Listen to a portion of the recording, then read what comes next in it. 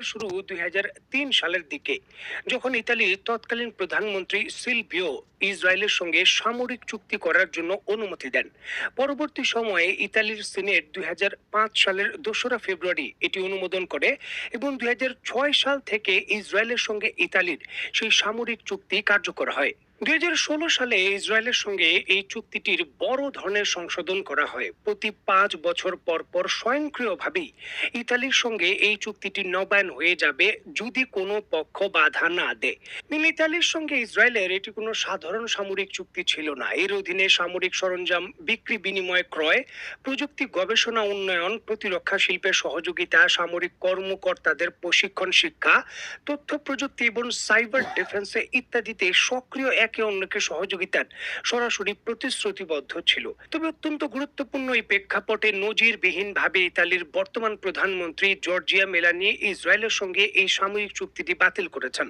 তিনি তার বক্তব্যে বলেছেন, বর্তমান পরিস্থিতির কথা বিবেচনা করে ইসরায়েল সরকারের সঙ্গে প্রতিরক্ষা চুক্তিটি স্বয়ংক্রিয়ভাবে নবায়ন স্থগিত করার সিদ্ধান্ত নিয়েছেন তিনি।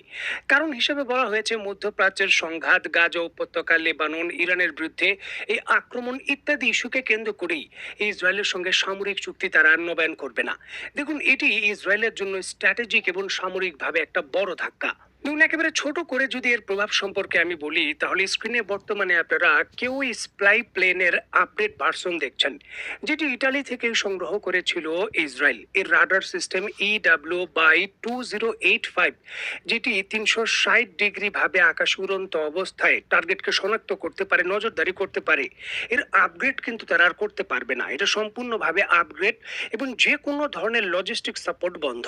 স্ক্রিনে বর্তমানে আপনারা অবসার 3000 ইসরায়েলের তৈরিকৃত মিলিটারি স্যাটেলাইটের দৃশ্য দেখছেন। ইসরায়েল এই ধরনের স্যাটেলাইট একটি বাণিজ্যিক চুক্তির মাধ্যমে ইতালির কাছে বিক্রি করেছিল এবং আরো কয়েকটি ক্রয় করার কথা ছিল।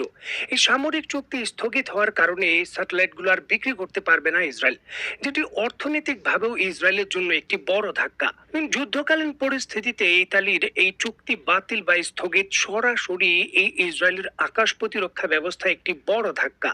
ইসরায়েলের অ্যারো এয়ার ডিফেন্স সিস্টেম থেকে শুরু করে আয়রন ডোম কিংবা তাদের ডেভিড স্লিম থেকে শুরু করে বারাক আকাশ প্রতিরক্ষা ব্যবস্থা, এই সকল কিছু যে ইন্টারসেপ্ট রয়েছে, এর অন্যতম বড় লজিস্টিক সাপোর্টের গুরুত্বপূর্ণ স্পেয়ার পার্টসের যোগান দেয় ইতালি।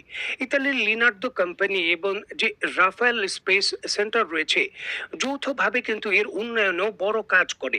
এখন এমন পরিস্থিতিতে চুক্তি বাতিল, নতুন করে সরবরাহ পাওয়া যাবে না, যার জন্য কিন্তু জরুরি পরিস্থিতিতে এই আকাশ প্রতিরক্ষা ব্যবস্থার যে আপগ্রেড প্রক্রিয়া ছিল, সেটা অনির্দিষ্টকালের জন্য স্থগিত হয়ে গেছে।